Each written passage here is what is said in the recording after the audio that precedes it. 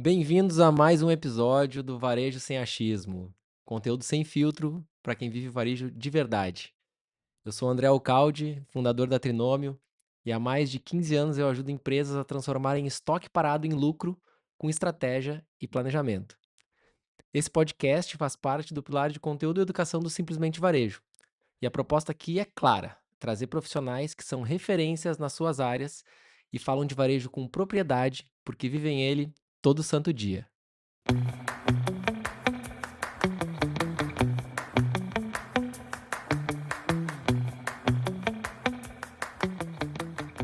O episódio de hoje toca num tema que está por todo lugar, mas que é pouco aplicado na prática e de verdade, que é a inteligência artificial dentro do varejo.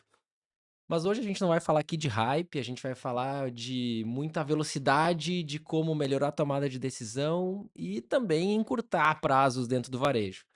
E para isso, eu trouxe aqui um dos fundadores da Snapify, empresa que vem atacando esse grande gargalo do varejo. Seja muito bem-vindo, Douglas Osako. Pô, obrigado, cara. Um prazer estar aqui. Tá onde já passaram alguns amigos, né? E tá contigo aí que já nos conhecemos há algum tempo como parceiros, né? Já fui teu cliente lá, né? Eu e o Vini já fomos teu cliente e agora tocando negócios juntos aí, falando muito de varejo, que é o que nos move aí. Maravilha, Douglas. E, cara, eu reforço sempre, né?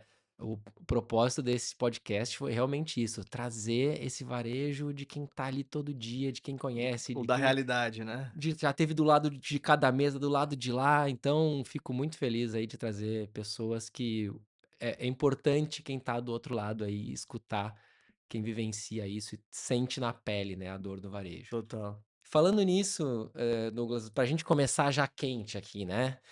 Cara, IA no varejo veio pra ajudar ou pra expor quem fazia as coisas ali muito no feeling e no vamos que vamos? Eu acho que tem seus estágios, né? A IA como um todo, não só o que a gente faz na Snapify, mas como as soluções que têm surgido, e até transformando as nossas profissões, ela expõe alguns gaps, né? Quando a gente se pega usando o ChatGPT ou um Cloud ou um notebook LM para fazer uma pesquisa sobre um tema de uma reunião e etc, você vê que você tinha gaps, né? Que você tinha seus vieses e a IA ela vem para potencializar o que a gente faz. E não é diferente nas operações, né? Coisas que a gente fazia às vezes de maneira muito artesanal e de um método que é o que eu chamo do que sempre foi assim, né? As coisas Uhum, que a gente fazia no varejo, a IA faz a gente se questionar. Ela sozinha não faz nada. A IA sozinha, ela vai no máximo ficar reforçando, massageando teu ego ali, né.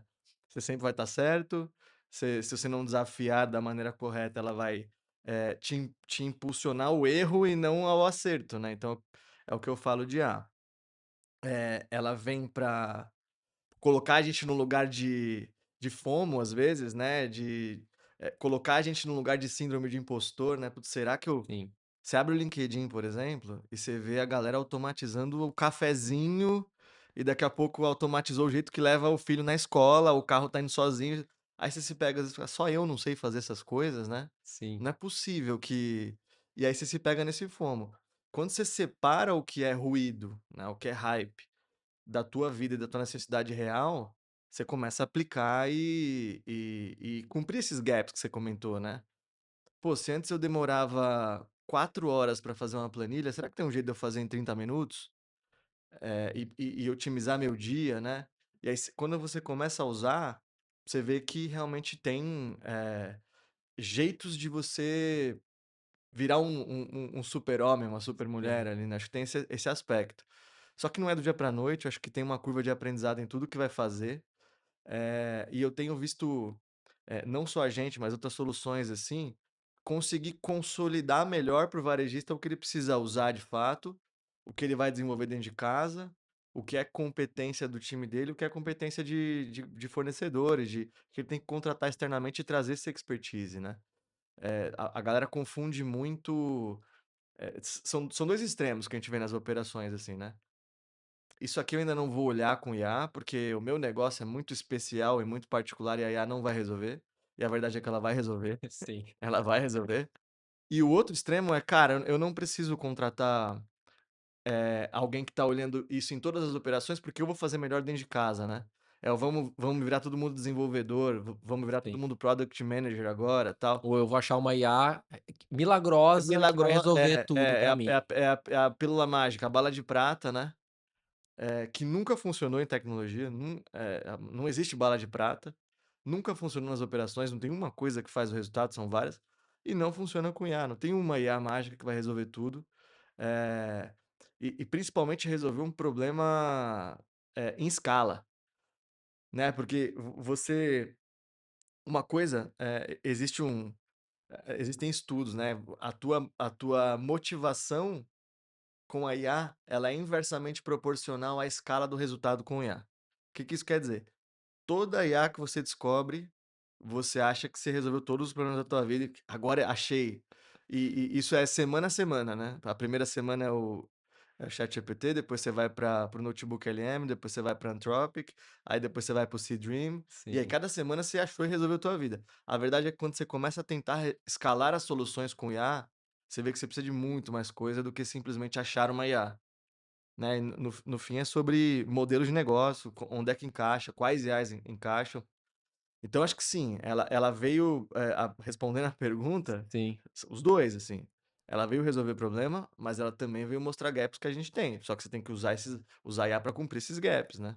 É, eu estava esses tempos ouvi um podcast falando, né, que tem esses níveis de usabilidade da IA, né. Primeiro você só usa ela como um Google, É, né, de mais divertido, é, depois você começa a entender como ela pode te ajudar de fato resolver um problema, né. Esses tempos eu, né, para controles da Trinômio tinha lá uma planilha de Excel que eu fazia meu fluxo de caixa. Eu falei: "Cara, não dá mais para ser assim, né, num não é Excel". possível que seja assim Pô, ainda, né. aí eu no FOMO que você falou: "Pô, É, será que só eu não sei usar?" é, Cara, comecei lá no Manos a cara, pega essa planilha e me transforma num aplicativo que eu preciso para fazer isso, isso, isso, aquilo. Cara, em, sei lá, 4, 5 dias, claro que também isso tem um, né, vai consumindo os tokens lá isso, que são é, caros, mas eu comecei a comparar, né, pô, se eu gastar R$ 600 para fazer isso, e que desenvolvedor que faria por R$ 600, né? nenhum. É. E, cara, no final das contas eu tô lá com um programa, né, que eu vou Tem o dar que serve para acesso você, pô, vou dar acesso para os meus consultores verem, todos as suas carteiras de clientes, tem o fluxo de caixa, tem meus relatórios que eu passo para o meu financeiro. Então, tem muito disso, né, de a gente também fazer uma leitura de níveis de usabilidade, de falar: "Legal, né, usei lá o ChatGPT como um Google, agora eu vou usar ele para de fato melhorar o meu dia a dia e trazendo isso para dentro das empresas, poxa, como que eu consigo ter mais agilidade, escalabilidade, né? A gente estava dizendo, pô, se ela pílula milagrosa, essa IA que vai resolver tudo, não existe. Eu bato muito, cara, nessa tecla com os clientes, porque a Trinômio vem de uma raiz de conhecimento, educação, processo, know-how, né. método, É, e aí, né, e eu tive como executivo experiência de implementar sistemas muito bons com IA, só que 3, 4 anos depois de, cara, enterrar muito cano de processo. E aí a IA, pô, ela te catapulta de é. um jeito que você nem sabe como você está conseguindo crescer tanto, por quê? Você encaixa ela num processo que está redondo.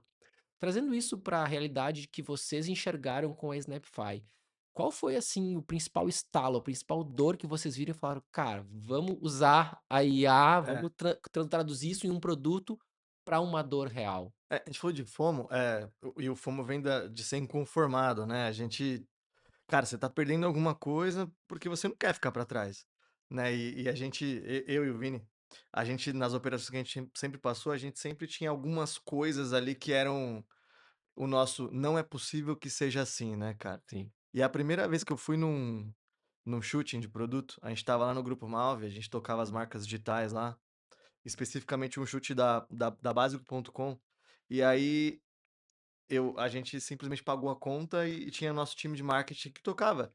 E um dia eu falei: "Cara, eu vou lá ver como é que é esse negócio aí". E aí eu vi que tinha uma pessoa no canto da sala, assim, com uma tela, e aí ela ficava assim: "Temos". Ela usava essa palavra, "temos". Aí na terceira vez eu cheguei na gerente de marketing, eu falei: "Cara, o que que é temos, né?". Não, ela fica olhando clique a clique, e ela fala quando deu a foto ideal que vai para o site. Eu falei: "Como que ela sabe disso? Que é a foto ideal que vai". "Ah, não sei", porque aí depois você tem a pós-edição disso, né. Sim, Você gastou uma, 2, 3, 4, 10 diárias de shooting, com toda aquela equipe de passadoria, catering, sim. todo aquele, o transporte das mercadorias e tagueamento, O às vezes tempo de todo o cara, o tempo time todo do lá. time lá, às vezes parava de fazer as outras coisas para acompanhar aquilo. Eu comecei a perceber que tinha o seu glamour essa história inteira da foto a moda tem isso, né, Sim, claro. e a gente é muito pragmático, né, cara, eu falei: "Cara, mas que negócio é esse? Não é possível". E aí quando eu fui acompanhar em loco, eu olhei e falei: "Não, cara, eu não", na época não tinha solução, né. Mas logo começou a surgir os primeiros modelos de linguagem e principalmente de difusão, né, as generativas com os modelos de difusão, então o Stable Diffusion, o Midjourney, né, naquela época começaram a surgir, Sim, e eu comecei a olhar aquilo, eu falei: "Tem coisa aqui". Aí aquela é muito do problema que você escolhe atacar, né, tem N coisas que dá para fazer com IA hoje, só que a gente desde 2022, 2023 tem investido dinheiro e o nosso tempo em solucionar imagem. Foi daí que começou a Snapify, a gente falou: "Cara, eu quero acabar com esse Temos aí, porque não é possível o dinheiro da sim. empresa tá indo Não, e no". depender daquela pessoa Isso. falar, né. Cara, e o mais louco é que ela falava, então eu pagava aquela mulher pra estar ali pra falar Temos, e no fim do dia, a gente ficava 30 dias em pós-edição de imagem pra arrumar as imagens. Nossa. Falei: "Cara, mas ela não tinha escolhido a perfeita, então por que que tem que ir pra pós-edição?". Leigamente, né, e às vezes acho que é legal isso, né, questionar de um ponto de vista leigo alguns problemas, que a galera que tá vivendo aquilo ali há tanto tempo, Não sempre foi questiona mais. foi Não assim, aí, sempre né, foi assim, ah, tem que fazer o shooting, eles tem que não fazer isso. questionavam. É, E eu entendo todo o a necessidade de você expor o produto da maneira correta, com o DNA de marca. Lá atrás a minha intenção era: eu preciso fazer mais barato e mais rápido. Uma imagem que seja tão legal quanto. E demorou muito para ela estar, possível de utilização, né, porque passei por 6 dedos, e sim, a estampa não correspondia, cor, luz, várias coisas que a gente veio tecnicamente corrigindo, os modelos vieram evoluindo, né, então a gente bebe das melhores fontes dos modelos e tem uma tecnologia proprietária para transformar isso na linguagem do cliente. E aí foi isso, assim, surgiu dessa dor de ter que pagar a conta, sim, tá no P&L, e o jeito que era feito, assim, né, esse inconformismo de: "Cara, não é esse circo, não é possível que esse circo seja necessário". sim. Circo no bom sentido, né, de Claro, armar, de claro. Não, desmontar. exatamente. Eu falei: "Cara, não é possível". E aí a gente começou a oferecer isso e, veio daí. Hoje a gente mudou muito a tese, a gente vai falar sobre isso, mas, veio desse inconformismo que impulsionam outras coisas que eu também fico inconformado, né, que Sim, é o jeito que a gente compra. Por que que a gente compra os volumes que a gente compra, como é que a gente escolhe matéria-prima, por que que você desenvolve tais produtos, com base no quê? Então são questionamentos que a gente vem fazendo ao longo do workflow inteiro de criação e lançamento, que hoje traduzem o que é Snapify, né. sim. Cara, você contando e falando dessa questão, né, do pagar a conta, eu me lembrei de uma situação real, né, e de novo, o pessoal que já acompanha outros episódios sabe que eu gosto às vezes de ficar dando exemplo aqui, porque senão vira Isso papo de tangibiliza. vendedor É, aqui, não é essa a nossa ideia. A gente tinha uma situação que tinha lá um X% do estoque do e-commerce que não vendia, que era produto antigo. E aí a gente foi e começou a ir atrás disso, porque, cara, quando eu estava sentado na cadeira lá de executivo, eu falava: "Cara, onde tem estoque é problema meu". Então eu começava a ir muito atrás, ia para o CD, ficava: "Cara, o que que é esse estoque parado?". E aí a gente descobriu que tinha um pedaço do estoque do e-commerce que não tinha foto, porque ele era muito é antigo. isso. E, cara, aquilo foi se enrolando, e aí: "Ah, mas é muito caro fazer um É. shooting Não para um compensa, estoque antigo". produto velho, Só é que, isso. cara, era tanto produto que daí ficava toda hora isso, né: "Ah, mas o excesso de estoque. Ah, mas é o que não tem foto. E Ah, mas o toda vez excesso que de você estoque". puxa ele tá lá, né. Aí Aqueles produtos estão lá, aí eu você falava: "Gente, é, então assim, na boa, então vamos parar de ou de a olhar eles ou a gente faz a foto ou a gente doa, incinera, tira doa, né, isso faz da nossa visão, vamos fazer alguma coisa". E aí, cara, no final das contas decidiram fazer a foto. Cara, vendeu olha que coisa, né, é só milagrosa mostrar o produto, né. milagrosamente vendeu, né. Então, eu acho que vocês pegam essa questão, talvez não só para o que é criação, mas muitas vezes Resolver tem problema que problemas aí de estoques antigos que, enfim, às vezes a foto não ficou legal, enfim, a gente sabe que Sim, acontece, né, a gente que vivenciou muitas operações de varejo sabe, às vezes não pegou um dia legal lá do modelo, uhum. enfim, o Tem caimento muito da isso. peça não ficou É, bom, cara, pra eu refazer, pô, é um custo mais o tempo, é. mais isso, mais aquilo. E vocês trazem isso, né, até nas reportagens que vocês já participaram, nos cases que vocês vêm apresentando, que isso, né, o que a Snapify traz hoje chega a economizar cerca de 70% no processo de criação de imagens. Como que vocês identificam bem esse ROI? Onde que vocês captam essa Tem a essa recuperação aí? tem a conta de menos e a conta de mais, né. Esse caso que você comentou do estoque é uma conta de mais, né, porque, cara, beleza, você vai economizar na fotografia, mas você vai vender o estoque. Quanto vale isso? Vale tudo. É pra isso que a gente trabalha, né, pra vender o estoque que foi produzido de alguma maneira, né. Então a gente, sempre olha o viés da economia, né, da redução de custo no versus o processo tradicional.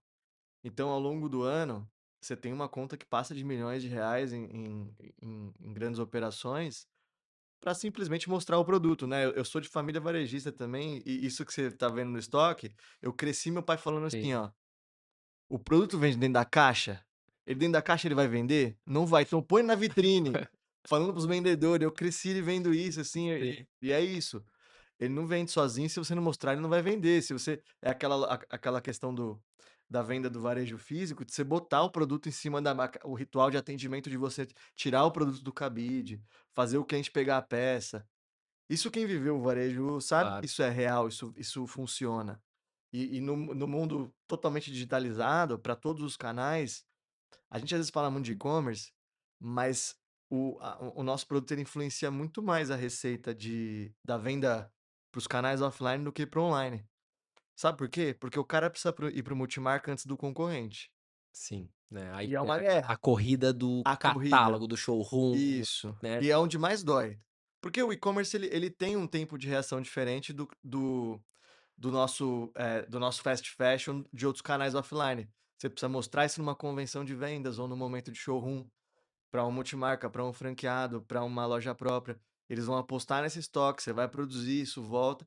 Esse tempo todo entre a venda do showroom e a E a colocação venda no de vitrine, fato o e-commerce ele tem o tempo de reação. uhum, E ele vai, pô, se a gente tá falando de, pô, 9 meses de antecedência, sei lá, no mínimo.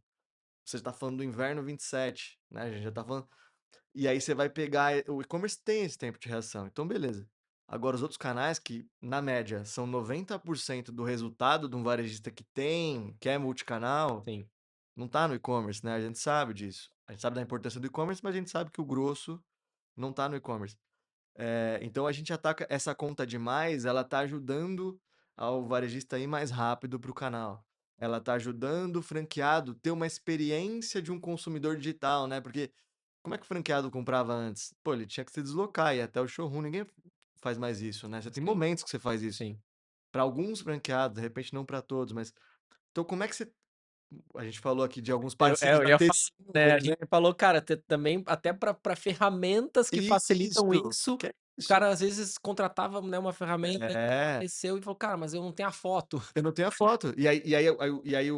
A eficácia de uma ferramenta tão boa quanto a TCU fica prejudicada por não ter o ativo do cliente, porque ele não tá acostumado a ter naquele momento mesmo, Sim, né, ele tem outros tipos de, então a gente joga essa conta do mais, e quando a gente fala nesse 70% de redução, é a conta do menos, né, tipo, como é que eu mostro para o CFO que ele vai usar a Snapify, ele vai ter uma redução de, cara, na média 70% versus o processo tradicional do que ele já fazia. Eh, eu gosto do discurso de falar: "Pô, a gente economiza 70%". A comparação é, tá, vai lá, contrata um modelo, 2, 3, 10, aluga um estúdio, a menina do canto da sala que vai ficar falando "temos", a passadoria, tal, deslocamento, todo o fluxo operacional, a gente tem uma contabilização que a gente é até 70% mais barato. Só que eu gosto mais de falar: "Cara, a gente, vai te ajudar a vender mais". Faz o teste, bota lá na Santa Lula teve um case interessante, né. Eh, a gente foi eu fui pegar as vendas e eu cuidava de canais digitais lá, a mesma coisa que você fez lá com o estoque, aí sim. eu fui fazer também, né, falei: "Cara, a Santa Lula é a maior vendedora de bolsa do país, 50% do resultado vem de bolsas. e a gente só vende 20% do portfólio de bolsa aqui. Por quê? Aí eu, cara, comecei a pegar, né, meu, aí eu comecei a olhar o site, cruzei com assim, no feeling, cruzei Sim, com as informações de devolução e troca. E aí eu vi que a maioria das bolsas, a gente tinha um índice de troca bizarro, assim, eu não lembro exatamente o percentual, mas ele era muito maior do que o sapato. E não era defeito. Aí eu falei: "Sabe por quê? Porque ninguém vai ler o tamanho da bolsa. Você acha que a mulher vai pegar lá e entrar no ela tá naquele momento de encantamento com a bolsa sim. que ela amou, que é assim, né, o negócio É um é impulso ali. impulso, não adianta. Ela não é racional, ela não vai pegar a tabela de medidas e vai medir o próprio notebook dela e ver se cabe. Sim, Ela vai saber que não cabe quando chegar na casa dela. Sabe por quê? Porque ela tá sem proporção versus uma pessoa real. sim, sim, sim, sim. Então, assim, aí eu fui olhar as fotos que a gente fotografava. Não à toa, eram as que mais vendiam. Então a gente só tinha foto estilo, que é a foto na mesinha lá, Sim, tal, do produto do só. produto, e aí, não coincidentemente, 20% só dos produtos a gente fotografava com modelos. Aí quando eu fui perguntar, eu falei: "Por que a gente fotografa esses?". "Porque são os que mais vendem". Aí eu falei assim: "São os que mais vendem porque a gente fotografa ou Ou fotografa porque a gente va". Aí eu falei: "Cara, vamos fazer um teste, vamos fotografar um pouquinho mais, vocês vão ver que Sim, vai vender?". sim, Batata. Hoje a Santa Lula é um dos meus principais clientes e a gente faz todas as fotos humanizadas de bolsa. A partir de agora que vai começar a entrar o inverno no e-commerce, já foi para os outros canais, o franqueado já postou mais, e aí vai agora a gente vai começar a ter um reflexo positivo em mais vendas e sim. menos troca, porque é esse encantamento Não, e é que sempre assim, é um pouco aquela história do melhor também cenário, né. Às vezes fala: "Cara, o estilo não é bom, não vende". Tá, mas é melhor sem foto ou com estilo? Pô, bota o sem estilo. dúvida. Tá, mas é melhor o estilo ou com o modelo? Pô, melhor o modelo. Então, assim, sempre cai nessa história, né. É, e aí você aí o custo, né, você vai fotografar tudo, absolutamente tudo em modelo sempre, fica muito caro. Daqui Sim, 6 meses o contrato vence. Então esse lugar que a gente nasceu, assim, eu tinha o meu problema do PNL e a gente começou a descobrir que ele é muito mais estratégico do que simplesmente, eh, uma solução de foto. E aí você vai para vídeo, aí você vai para banner, você vai para anúncio, você vai para peças de marketing que tem uma necessidade de velocidade. Então hoje a Snapify ela é um hub de criação, eh, muito mais versátil do que só foto, né, porque o cliente que manda quando você sim, bota um produto no mercado, o legal é isso, e dá para o cliente usar, ele vai descobrir coisas ali sim. que Que você jamais pensou na jamais sua pensou. ideia de produto ideal, né. Aí você começa a adaptar a tua solução, né. Cara, legal que você puxou um pouco disso, né, eu quero entrar nesse assunto, mas também fechando o ponto ali da velocidade, né, que você trouxe, a gente fala muito, né, na questão de showrooms, o made to order, isso, aquilo, e eu sempre trago aquela história da carteira do cliente, né, cara, o share of wallet lá. Uhum. Cara, quem chegou primeiro, o cara abriu a carteira, se a marca X chegou antes de você, ele comprou um pouquinho mais do cara, ele vai comprar menos. Então acho que Vai. é legal que vocês estão atacando, e aí, né, conectando com o que a gente falou lá no início, é a IA da imagem milagrosa? Não, cara, eu tô olhando para um processo É, de venda de varejo atacado, showroom, catálogo, é isso. time to market, e aí, entrando nesse ponto, né, da ferramenta, e a gente conversando um pouco antes, o quanto vocês começaram a entender, né, essa questão de não só olhar para esse processo de venda, mas para olhar para o processo de desenvolvimento, Sim. né, olhar para como é que eu olho para frente melhor num sentido de imagens e o poder que a gente tem hoje, né, com rede social, com influenciadores, né, com tudo que a gente vê de tendências de moda, porque, né, antigamente aí, né, a gente que vem de berços de varejo super tradicionais, não, faz a viagem de pesquisa, É, fotografa, né, faz a cartela de temas, faz isso.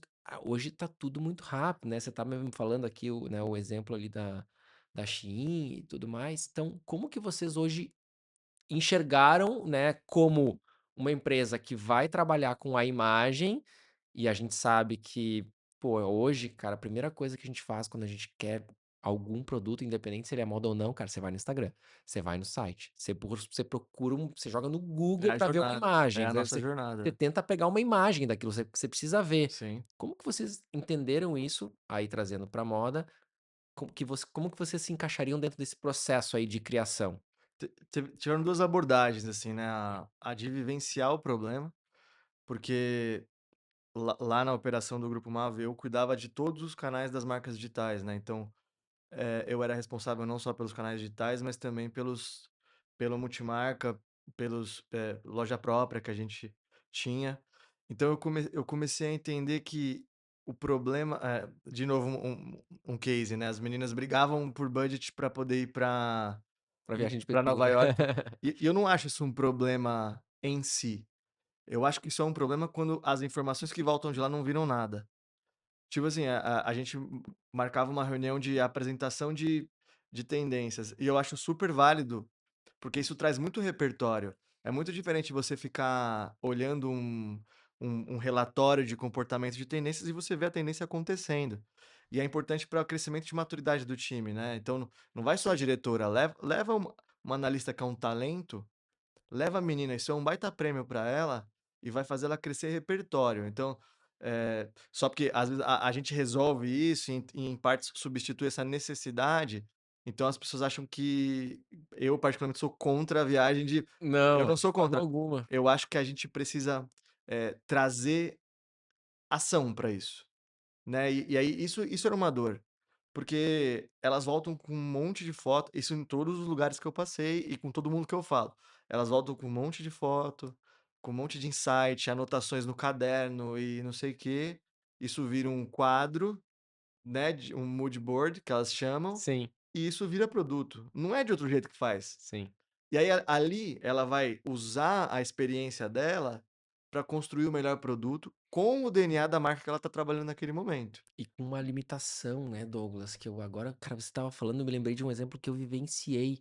E aí, a mesma limitação do temos lá, né, que você depende daquela pessoa, tá num olhar a foto, enfim, definir.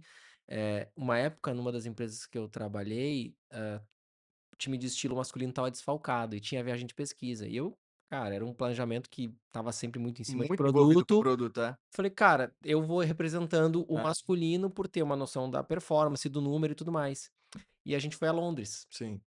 Só que eu tinha morado em Londres 1 ano. E Uhum. aí eu falei: "Tá, mas vocês vão no bairro tal?". "Não, nunca fomos". Não, fica só no "Vocês aplicativo. foram no É, vocês foram no vocês vão no mercado tal? Vocês vão no mercado de rua tal, no mercado de flores, no isso, não sei naquilo?". "Não". Falei: "Cara, mas, então pô, olha a pô, vitrine vocês do estão indo Samir, né. vocês estão indo na Londres É, onde todo mundo tá indo, né, tá lá na Oxford, nisso, naquilo, é, nas marcas que são as mais hypadas. Cara, vamos lá no Columbia Flower Market lá, ver o que que as pessoas estão usando. Pô, vamos lá no bairro lá da Amy Winehouse lá pra ver o sim. mais alternativo. Vamos buscar coisas diferentes, né, vamos vivenciar o que de fato tá acontecendo ali naquela tendência". E aí foi muito isso, né, tipo assim, olha como você vai dependendo das diferentes Sim. perspectivas, né, e às E é o que é vezes rico, né, cara, essas coisas, assim, traz riqueza pra coleção que você vai lançar, né. Eu acho que a gente não pode cair num lugar de achar que a moda vai deixar de ter o seu lado aspiracional e o seu lado criativo, porque aí a gente matou, aí vai virar commodity, aí todo mundo vai ah, fazer a mesma coisa, porque um problema da IA, né, estandardizar as coisas, assim, né, sem deixar padronizar tudo demais, muito deixar tudo igual muito também, né. igual. A moda não é assim. Só que tem certas coisas que você tem que seguir, tem certas coisas que você tem que desafiar.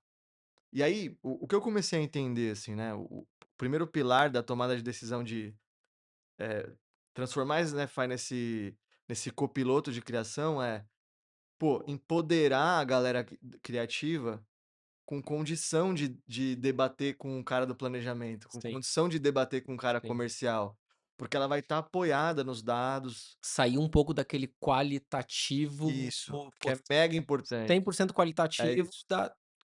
enfim, de um estudo, né, de uma visão diferenciada, mas um ponto que eu acho que é o que você traz é muito disso. Ok, mas qual é a limitação? E a gente até vinha falando antes um pouco disso, né? Ah, como é que a gente. Dificuldade de escalar serviço, porque você depende de Sim, tempo e pessoas. pessoas. São limitações humanas que você não vai conseguir ir a Londres, Milão, Nova York, Los É, Angeles, olhar todas as não tem como. lojas de todos os influenciadores que uma IA daqui a pouco vai te dar uma escalabilidade maior para junto com a tua competência e com o teu estudo e com a tua visão de trabalho, que você consiga ter um resultado melhor. Eu falo isso também muito do planejamento, né, que às vezes a gente vai entregando números para os clientes, e o pessoal de compras e estilo vai gostando, mas ele: "Tá, mas tem como você me dizer quantas calças jeans escuro, X e tamanho tal, preço tal eu tenho que fazer?". Eu falei: "Cara, é que daí eu matei o teu processo É, criativo, né, eu consigo te dar um bom direcionamento para que a gente garanta que você vai ter um estoque equilibrado, etc, é. etc, mas eu sempre falo essa frase, o número vai até o momento em que eu não quebro o teu processo criativo. Você matou a marca, né, porque você fica muito drivado, o exemplo que a gente sempre usava na Malve é: se a gente for só pelo que a planilha diz, a gente só vai ter camiseta preta É, na marca. Então você esquece os estampados, sim, esquece estampa, esquece o jeans, então porque, cara, o que vende o pãozinho quente, né, mas não vive disso, né. A gente sabe o quão complexo é fazer uma pirâmide que consiga transmitir o que é a marca, que consiga ter margem, né. É a história do topo de pirâmide, miolo de sim, coleção e base, assim, como é que você faz a nossa abstração é: como é que eu faço a viagem de Londres virar essa pirâmide? Com quais dados eu trabalho? E aí a gente tem uma e aí o que é maravilhoso nessa história inteira é que se antigamente a gente não conseguia traduzir todas aquelas fotos, eh, um pouco da cabeça das meninas, né, ou da galera de estilo ali. Agora a gente consegue, porque a gente trabalha com dados estruturados e dados desestruturados. Eu vou começar a olhar todas aquelas fotos que ela pegou e achar correlações. Então, o que a Snapify faz é, a gente transforma isso em uma linguagem matemática e começa a cruzar correlações com o que funcionou, o que é tendência de mercado, de consumo. Fala: "Cara, essa cor, a cor mostarda, você viu flores na estação, assim, você viu as mulheres usando isso, você quer traduzir isso, a tendência vem se confirmando, o WGSN diz que está se confirmando". sim.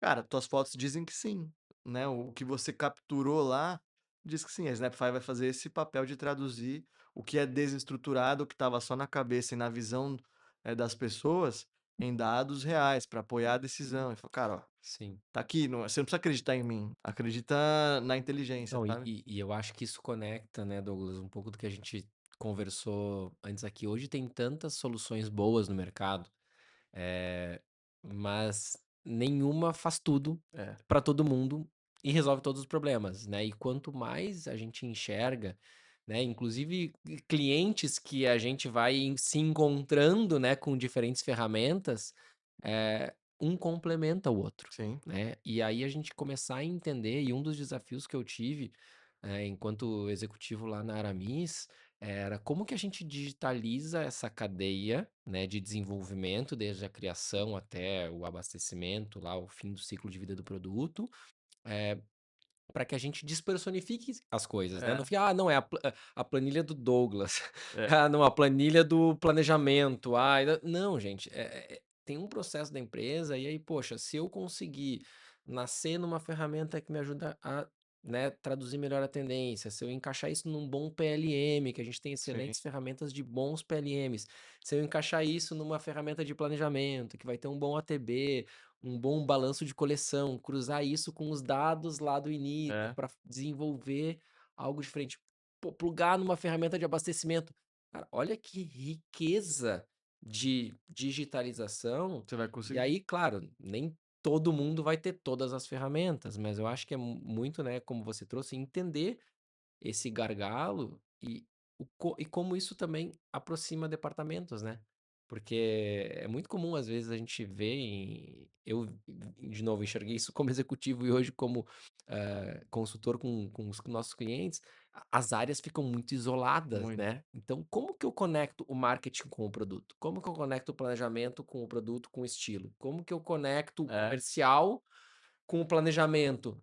Porque senão ficam as bolas divididas, né, que nem muito. o comprador faz, nem o estilo faz, nem o financeiro faz, Essas ou todo passagens, mundo faz tudo, é né. muito complexo. E o mais, louco de se propor a resolver esse desafio é que cada operação tem o seu jeitão de fazer, né, fala a sua linguagem, Sim, tem as suas passagens de bastão e os seus rituais ali, mais ou menos conexão entre as áreas, né. Eu acho que pra gente que tá empreendendo, é tentar olhar um pouco do helicóptero e falar: "Cara, como é que as coisas se conectam?". E é muito de característica dessa disrupção de IA que a gente tá vivendo, né, porque as ondas de IA são, cara, que nem você comentou, primeiro eu uso como um pesquisador aqui, um Google com sim, esteroides. Depois eu começo a conversar com ela e questionar as coisas. Depois eu uso a IA para resolver o fluxo das coisas da minha vida, né. Então, se antes você só usava para perguntar como que vai ser o clima amanhã, agora você começa a pedir para o Claude fazer tua planilha financeira pessoal. Então ele começou a resolver os fluxos, para depois fazer por você. Então, um pouco da nossa abordagem é, eu tendo a entrada no cliente pela imagem, eu posso ajudar ele em outras coisas, né. Eu posso ir para me direcionar mais para a ponta de venda. A gente está lançando na semana que vem um provador virtual, né, com IA. Então, é muito para participar da jornada, não por fim, né. Eu acho que não é o fim, não é a IA fazer um provador virtual, mas é participar da jornada e extrair dados. Sim, Quando eu tenho um provador virtual, eu sei que os caras estão clicando, eu sei o que a galera tá gostando, não tá gostando, taxa de conversão, começa a ver outras coisas que eu posso alimentar o meu modelo de inteligência para lançar melhor e mais rápido, né. Então a gente tem essa abordagem de olhar o workflow inteiro, que é o que a IA tem que fazer. Não a IA nas operações enquanto penduricalho, tipo assim, cara, eu sim. não vou mudar nada. Eu falei com um cliente essa semana, não posso falar o nome, ele falou assim para mim: "Não, o nosso jeito de fazer isso aqui, ó. Vocês vão entrar aqui, vão fazer isso aqui". Eu falei: "Cara, tudo bem, vocês vão extrair 10% do que a gente pode fazer aí". Tem um livro que até deixar de indicação, chama Reshuffle. Ele Reshuffle. cara, é isso, assim, a IA ela faz um reshuffle no seu fluxo de coisas. Ela tem que ser encarada assim. Se você pegar a IA e falar: "Cara, eu vou continuar fazendo as minhas planilhas tudo, e eu vou Aham. usar ela só para arrumar as fórmulas", cara, você tá usando é igual ao nosso cérebro, né, você usa Sim, 0,0 da capacidade, acho que é um pouco disso. Quando você fala: "Cara, eu preciso", que nem você me comentou, né, "eu preciso mesmo fazer meu fluxo de caixa, eu". E aí só pedir pra IA revisar, dá pra IA fazer. sim. Então ela deu um reshuffle no jeito que você faz as coisas. E as operações precisam começar a encarar isso.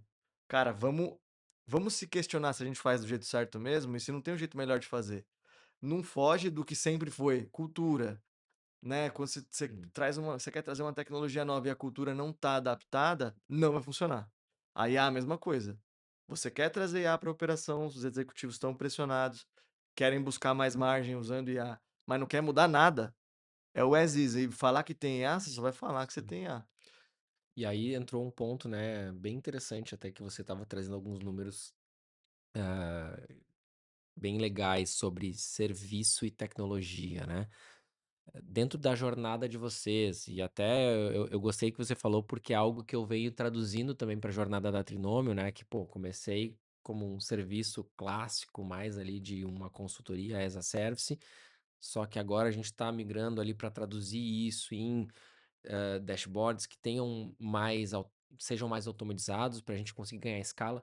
Como que isso na jornada da Snapify vocês foram traduzindo, né, assim, para não virar aquela coisa, IA por IA, não, como que vocês entenderam serviço, tecnologia, como é que foi essa jornada aí de vocês? Cara, é muito doido isso, né, porque existe uma coisa que nunca mudou e nunca vai mudar: o cliente compra solução, o cliente não compra tecnologia. Se ele pudesse não saber o nome do RP dele, ele não sabia. Tem muitos que não sabem, né. Cara, ele não quer saber. O RP existe para fazer a coisa funcionar ali, para cumprir o fiscal, financeiro, o Sim, contábil, que se não fosse isso também já tinham morrido. Então, assim, o cliente ele não quer saber. No fim do dia é encanamento, é saneamento básico, sim. e aí existe esse hype de IA das pessoas: "Eu tenho que usar a IA para fazer alguma coisa", assim, né. E na realidade, o cliente ele quer o resultado final. Então a nossa abordagem sempre foi: não importa, se eu vou ter que fazer para o cliente ou se ele quer usar o meu software. Quem escolhe é o cliente. E a gente vende as 2 soluções de maneira híbrida, os clientes acabam Uhum. contratando as 2 coisas, porque coisas eles querem fazer para ter um pouco mais de autonomia, agilidade e teste, então a gente dá a nossa solução, e tem clientes que só querem o resultado final, e a gente vende isso, né. Então faz parte do mundo como ele é, o cliente ele quer solução. Junto a isso, cara, serviço é mais caro que software, sempre foi, né. Então essa era do software as a service, ela tá Sim. migrando para um service as a software, né, ela Exatamente, tá né. migrando completamente, assim, né. E o dado é, pesquisas todas aí dizem para cada $1 que o mundo gasta em software, o mundo gasta 6 em serviço. E obviamente que quando as empresas começam a olhar essa disparidade e começam a entender que a gente pode vender serviço com margem de software, é uma tendência global você vender serviço.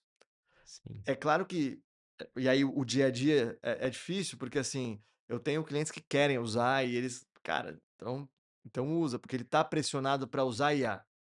Só que eu sempre questiono muito o cliente, né: "Cara, você quer usar por quê?". Porque você tem que fazer análise se você tem expertise e know-how interno para usar um software novo, né, porque uma sim, tecnologia que você não tinha te traz um problema que novo também, né, porque você vai ter que usar uma tecnologia que você não precisa e não consegue operar, te traz um problema novo, você vai cair no negócio: "Cara, contratei, preciso usar, mas não sei, eu faço treinamento e não consigo, eu não tenho tempo, eu não tenho braço". E aí o software fica de sim, lado, e aí dá churn, e aí cancela. Então a gente faz uma análise, né, e provocações para "Cara, você quer mesmo? Vamos fazer só que eu tô aqui, ó.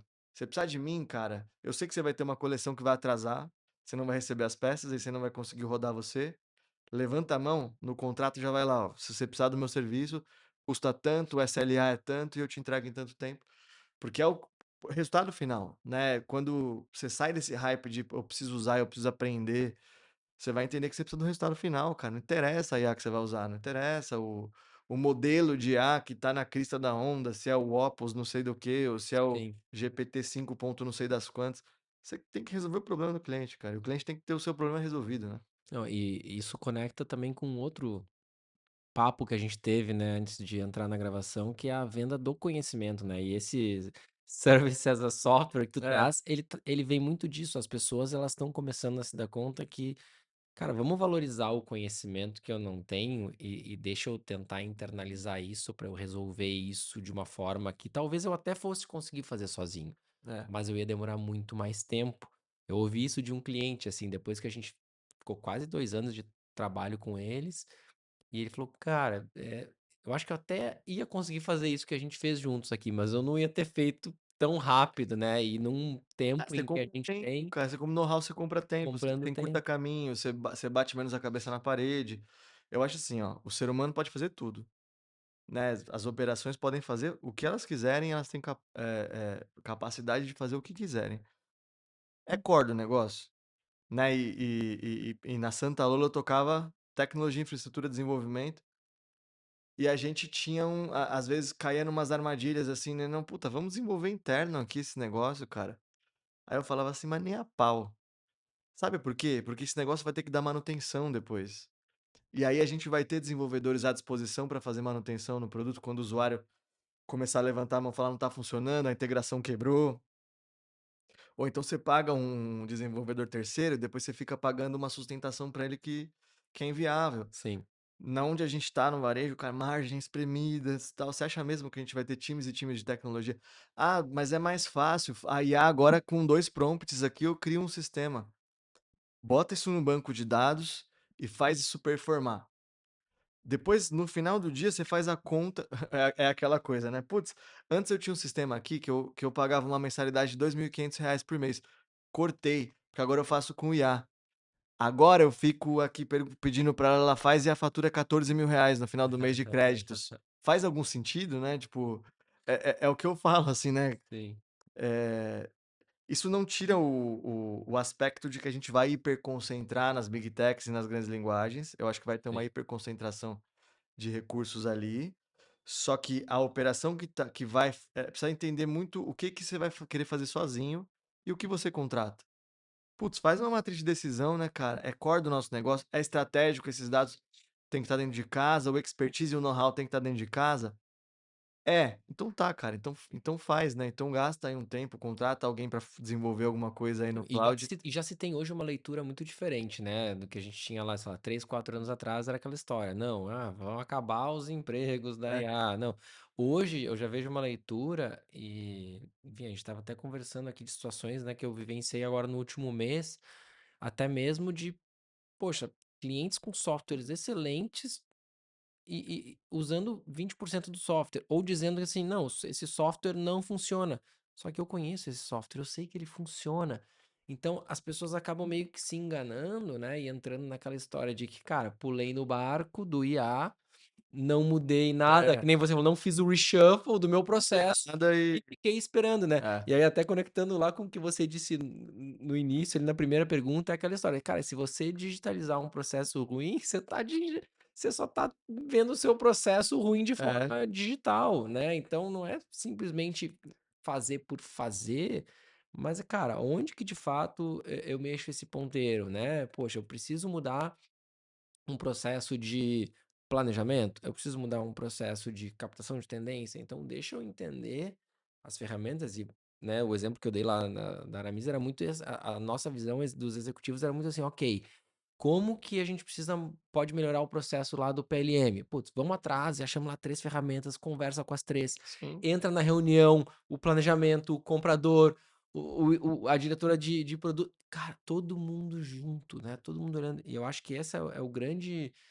diferencial que eu vejo hoje de empresas que estão conseguindo ter resultados melhores com o IA, mas não pela IA, é. né, usando a IA como algo um É meio, facilitador, não é né. É, fim, né, cara. exatamente, É né. meio, não é fim. E assim, a cara, a gente tem no corporativo a gente não pode errar, né, você errar na maioria, né, não sei, acho que Sim, na Suíça, aqui não sei se é assim também, mas dizem que sim, você não pode errar, cara.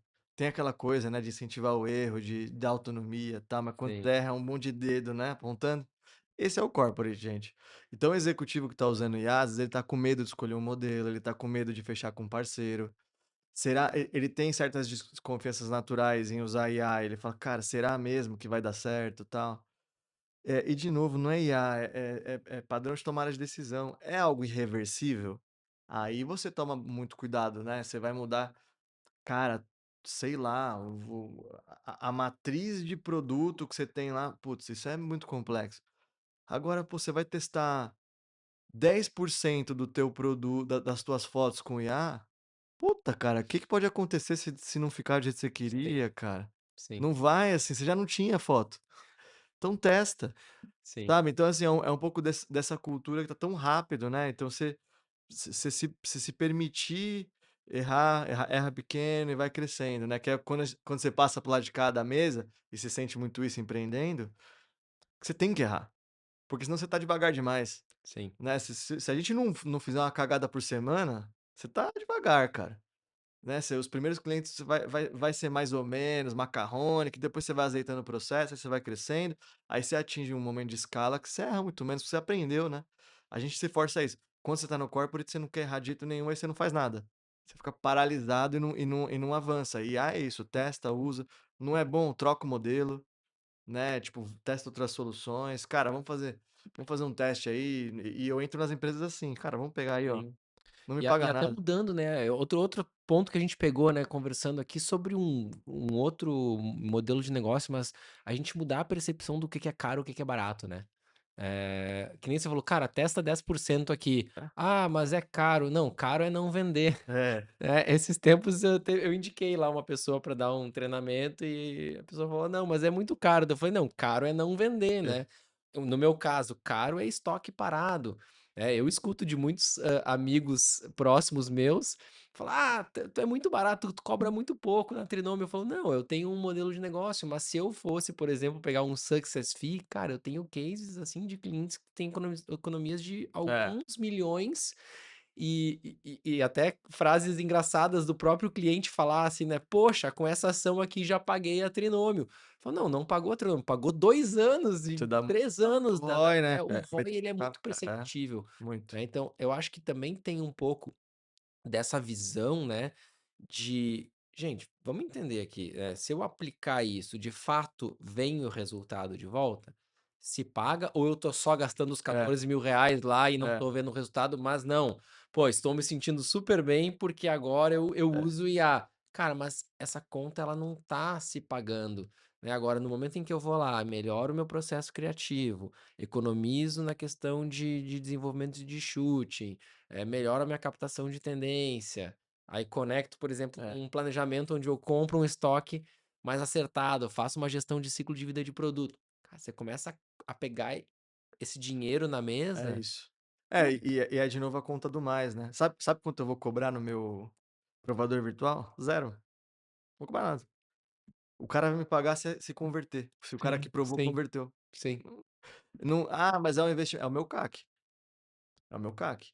Só que eu tenho tanta confiança na solução e eu tenho porque eu acho que a gente sai de uma era em que você pagava por ter o sistema, Sim. para pagar pelo que o sistema faz, Sim, pelo que ele pelo que gera. ele gera, ele entrega, né, é um pouco da abstração dos créditos, do token, né, que é muito difícil do cliente entender, até pra gente precificar é muito ruim, né. Antes você falava para o cliente assim: "Cara, eu tenho um software, ele tem uma mensalidade base de R$ 3.000 e você tem 10 contas aí dentro que você Sim, pode usar. Cada conta a mais custa mais 150", era uma sim, conta assim, de assento, né. sim. Agora é uma conta por resultado, né, o cliente ele tá de novo, ele não quer a tua ferramenta, ele quer a foto lá, ele quer o que que ele tem que É, o que que ele tem que comprar, ele quer o ele quer resultado o ele quer o resultado. Como resultado. é que você cobra pelo resultado? Eu acho que essa abstração tá, e o meu sonho é chegar para ele e falar assim: "A Snapify não te custa nada. Ela te custa no spread do que você girar melhor do que versus o teu jeito tradicional", sabe? É um sonho Sim, que eu tenho, assim, até pra desafiar o modelo, assim: "Cara, eu sou tão bom que você não precisa me pagar. Você sim. me paga quando você vender". É É. claro, né? Eu tinha um parceiro de tecnologia, né, que é o Júnior Alves, ele falava pra mim assim: "André, o cliente não quer aprender planejamento, ele quer o resultado do Então, planejamento". Então, sabe, ele quer entender lá na ponta o que isso vai gerar. é, E até isso que você trouxe hoje eu aplico muito no meu modelo de contrato, né, que é, cara, as pessoas chegam pra mim: "Ah, mas quanto tempo é o contrato?" Eu falei: "Não, não tem tempo de contrato. Se você estiver feliz comigo, a gente segue junto, se você não estiver é feliz isso. comigo, a gente encerra e tá tudo bem, a gente segue amigo". Tá tudo bem. Porque você tem que estar vendo valor no que eu te entrego É, e tem que estar confortável para os 2 lados. Cara, hoje a minha média, né, o meu lifetime velho, digamos assim, em tempo, a maioria dos clientes está há mais de 15, 16 meses é comigo. Pô, incrível, o que que faz pro incrível. cara ficar 1 ano e meio Não, comigo, não é porque ele sendo que não é, não é porque ele assinou um contrato, isso, né. é porque ele gosta. E Douglas, assim, trazendo aí para o pessoal entender melhor, né, também, eu lendo os materiais, ele acho que tem alguns pilares, né, uns 4 pilares que eu me lembro aí de entregas, né, da Snapify hoje. Vamos clarear para o pessoal agora de uma forma mais prática aí o produto, né, para enfim, quem tá ouvindo a gente aí se interessar também em procurar mais Vamos, sobre vocês. posso ir no banheiro rapidinho? Aí Claro, você volta nessa pergunta aí. tranquilo. Fazer um cortezinho. Dá, né. Pegou, né, Henrique, o corte?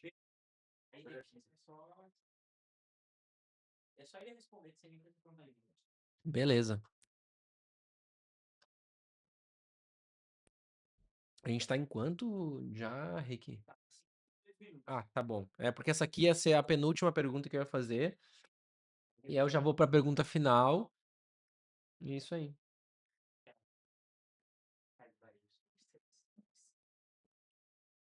No fim, o Maurício não tá aí, né? Não apareceu por aqui. Eu tinha falado com ele que eu queria apresentar o Douglas e o Vinícius iria vir, mas teve uma questão de buscar os filhos na escola. Ficou preso nisso. Mas eu queria apresentar eles pro Maurício. Mas eu vi que ele recusou o convite.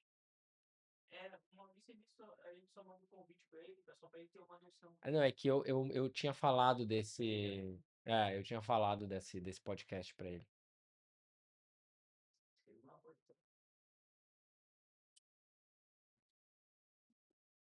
Mas depois eu falo pro Douglas do Maurício. Boa.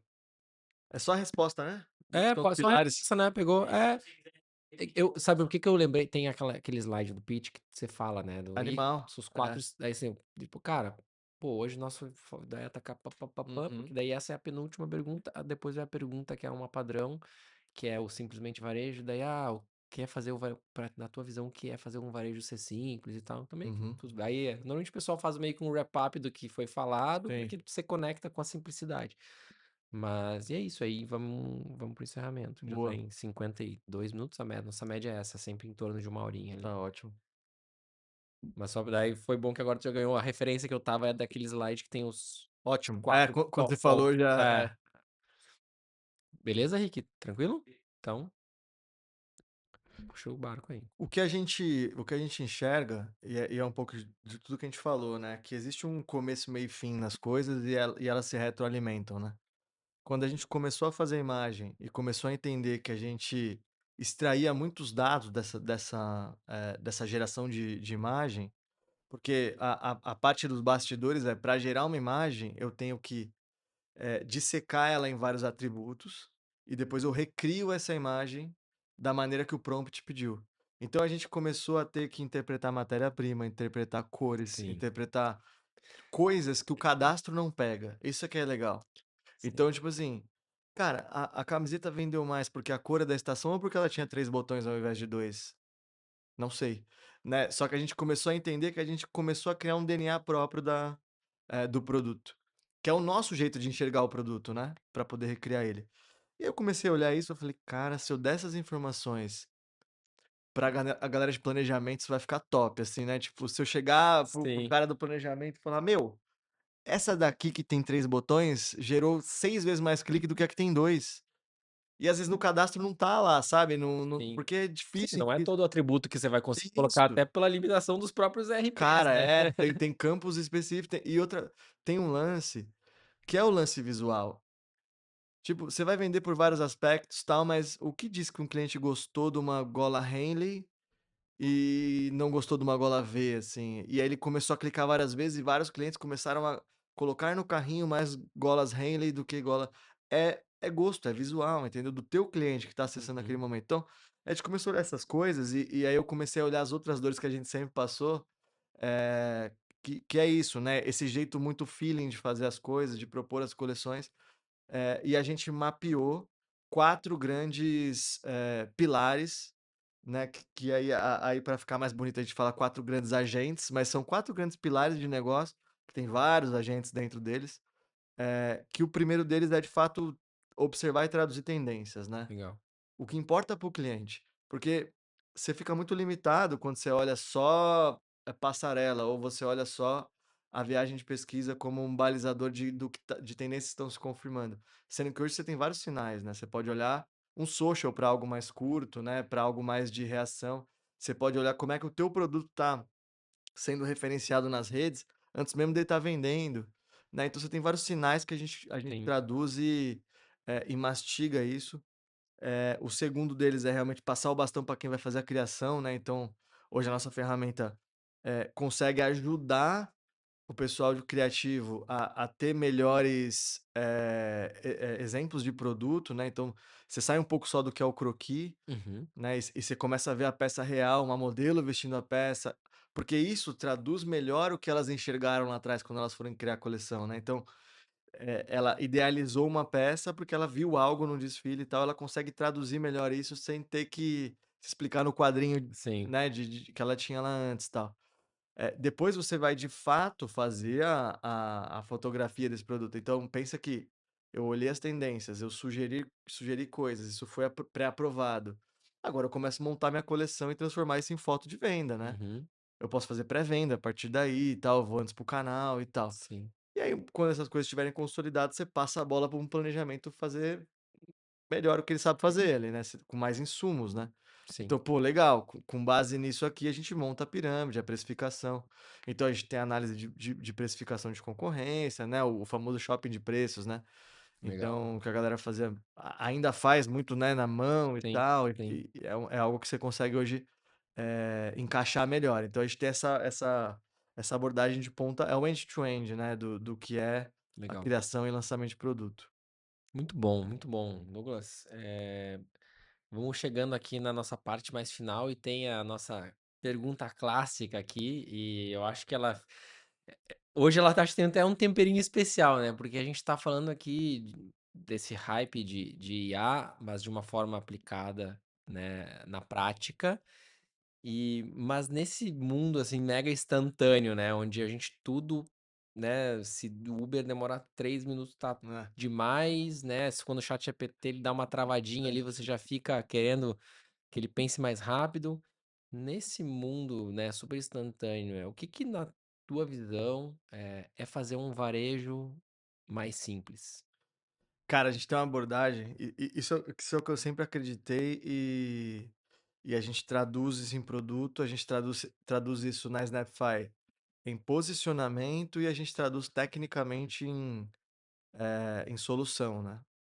Que é, respeita a tua marca, né, a marca chegou ali ou ela nasceu e ela se tornou o que se tornou, porque ela tem o teu lugar, ela sabe quem é o teu consumidor, e quando a gente vê na história das marcas, elas tentando ser o que elas não são, dá M, né, então, Sim, sim, esse o que a gente chama de DNA de marca, ele sempre foi algo muito intangível, né, a gente sempre tem metodologias e brand books e etcétera, e a gente tem uma abordagem na Snapify de transformar isso em matemática, né. Pra quê? Pra que uma foto que eu gere não seja uma foto genérica de IA e tal, ela é uma foto da marca. Ela é uma foto do cliente que conversa com o cli com é a foto do varejista que uhum, conversa com o cliente, que tem o seu motivo de existir, e a gente usa a tecnologia para fazer isso, né. Quando você pega esse aspecto de respeito à marca, de consistência de marca, a gente faz isso na pesquisa de tendência, a gente faz isso na uhum, geração sugestão de produtos, você vai fazer isso no planejamento. Porque é a marca, cara, se ela a gente brincou da Malve aqui, né, só camiseta preta, tá, mas se não tiver um share relevante de camiseta preta porque a marca é isso, a marca vai para o vinagre. sim, Então, pra mim, o que é base é respeitar a marca. Isso às vezes se perde, né, por necessidades sim, comerciais, essa sim, velocidade que você falou. Aí uma marca que tem uma cadência de lançamentos, ela quer fazer mais rápido, ela se atrapalha inteira, né. Ela ou ela quer seguir muita tendência e aí, cara, vai pra lá. Pra mim é muito sobre marca, assim, e como que a gente sai do campo, aspiracional e tangibiliza a marca em vários pedaços sim. da vida do produto ali, né. Não, e no fim Pra das contas é tudo essa conexão, né, com o que você falou, né, a foto da marca com o cliente nesse ponto de conexão e tendo um propósito claro. Me é, lembrei de uma frase que o Galó na Renner falou que todo dia que ele sentava na cadeira lá de CEO, lá de presidente da Renner, ele falava: "Não me deixeis cair em tentação". Que era isso, é, né, é muita distração, né, e aí muito. às vezes se você vê marcas saindo do seu core e esquecendo e, putz, cara, quando vê tem que Tem que voltar voltar aí. tudo e às vezes não tem volta, né. É, Às vezes não tem a gente volta. tem alguns casos É. aí, né, de varejos que é difícil ter É, e dificilmente retornar. você vai falar que foi o mercado, mas aí tá ruim pra todo mundo. Sim, Você vai falar que foi, sei lá, o que a desculpa que você quer dar, no fim você sim, saiu da tua essência, né, meu. A gente na exato. Basico.com tinha um tamanho que a gente acreditava que a gente podia ser de negócio e que, cara, não se materializou. Porque a marca ela tinha o seu nicho, o seu público estava super bem, gerando margem, e a gente achava que ela podia ser muito maior e ter muito mais informação de moda, e no fim, cara, era uma moda extremamente bem feita, básica e que conversava com aquele consumidor e que ela tinha um tamanho de Sim, negócio, cara. Se a gente errou na análise quando a gente comprou a marca, é um outro problema. claro. Mas você não pode matar a marca por causa disso, né. E a gente vê isso acontecer principalmente quando tem aquisição, né. Você compra uma marca que tá indo super bem, você enfia ela num grupo, aí você transforma ela numa outra parada É, e você aí muda a essência. mudou tudo, cara. Então é um pouco disso, assim, a essência. Douglas, como é que o pessoal pode acompanhar mais, teus conteúdos, a Snapify? Fala pro pessoal aí das redes sociais, como é que eles encontram Cara, vocês. sou muito ativo no LinkedIn, então Douglas Lozaco, acho que sou o único lá, Douglas Lozaco, então dá pra Lozaco, Losacco. Meu Instagram é mais low profile, então eu tô muito ativo no LinkedIn. E Snapify.ai em todas as redes ali, a gente tá, fazendo um trabalho de cada vez mais se comunicar através da marca, então é assim que me acham. Maravilha, te agradeço muito e acho que esse episódio, né, era um tema que eu já queria trazer há muito tempo e que bom que veio, né, com pessoas que estão vivenciando isso, produtizando, testando, porque no final das contas, né, não é ter acesso à IA, né, é saber usar ela para agregar valor. Então, se você conhece alguém que se identificou, que já caiu aqui nessa armadilha da IA, compartilha, segue, né, os conteúdos do Simplesmente Varejo, nos acompanha também no LinkedIn, onde eu tenho postado bastante conteúdo, Trinômio no Instagram também traz bastante coisa legal sobre varejo. Nos vemos nos próximos episódios e até lá.